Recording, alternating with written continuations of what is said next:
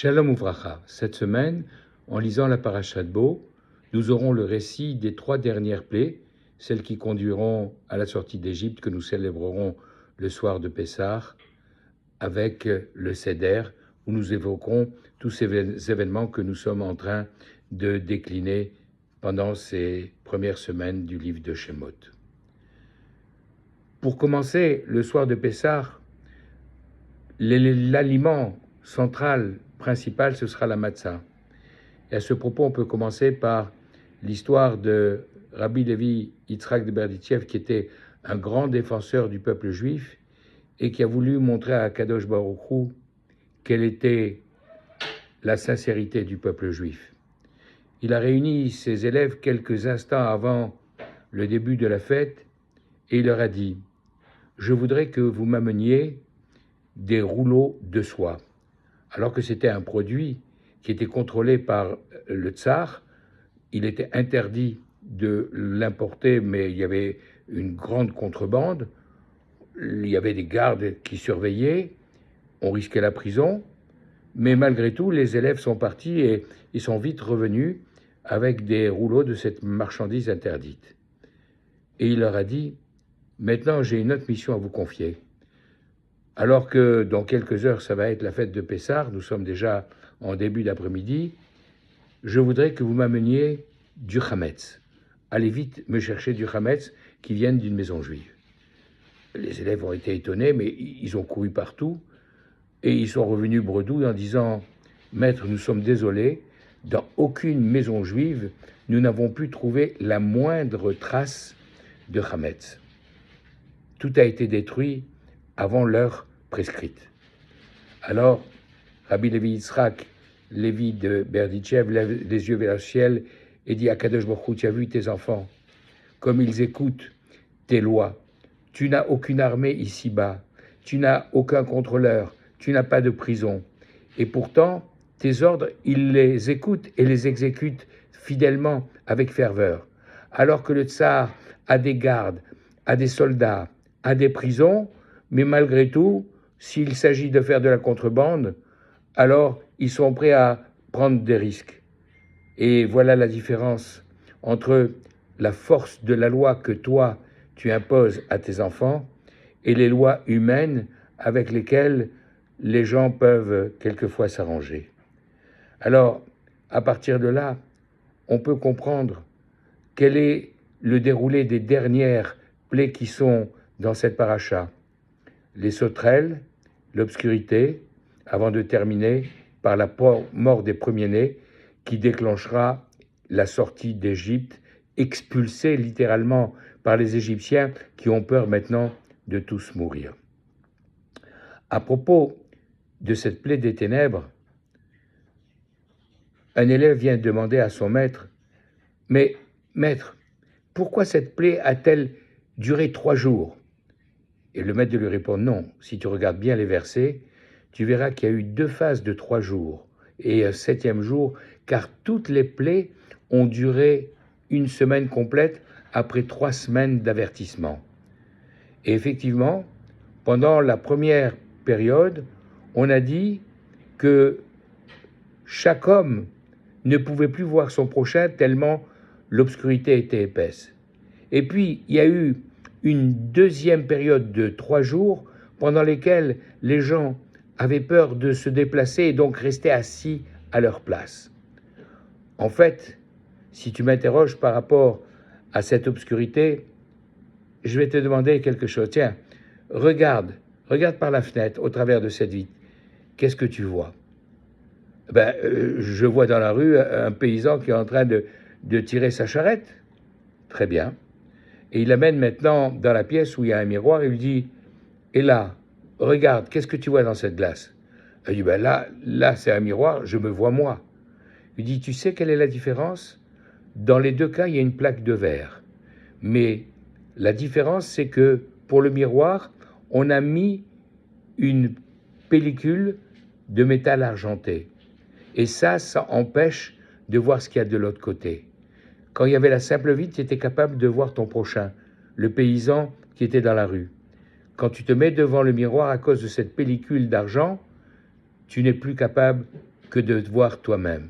C'est exactement ce qui s'est passé. Pendant les 3 premiers jours, chacun était tellement abruti par toutes ces années d'esclavage qu'ils étaient incapables de voir leur prochain. Et à cause de cette obscurité dans laquelle ils étaient centrés sur leurs besoins personnels, sur leur ego, pendant les 3 jours suivants, on leur a montré qu'ainsi ils étaient incapables de bouger, incapables de se déplacer, incapables de sortir de cette prison constituée par Mitzrayim, cette étroitesse, ces contraintes, ces liens. Et c'est la raison pour laquelle, après cette plaie et avant d'arriver à la plaie de Makat Bechorot, la mort des premiers-nés, Akadosh Baruch Hu leur demande de briser les idoles mentales, puisque dans cette Égypte-là, et justement en ce mois de Nissan qui vient de commencer, le signe zodiacal qui correspond d'ailleurs à l'idole principale de l'Égypte, c'est le bélier. Et il leur demande, le 10 du mois de Nissan, d'aller chacun prendre, chaque famille, un agneau, qu'on va garder visible pendant 4 jours attaché au pied de son lit, de manière que l'Égyptien va dire, mais Juif, qu'est-ce que tu fais avec cet agneau? Et le Juif, prêt à sacrifier sa vie en affrontant son maître, l'Égyptien, de lui répondre, mon Dieu m'a demandé de prendre un agneau et de l'attacher à mon lit. Et qu'est-ce que tu vas faire avec ma divinité? Il m'a demandé de le prendre parce que, après 4 jours, le 14 Nissan, nous devrons le sacrifier. Quoi? Tu vas sacrifier mon idole?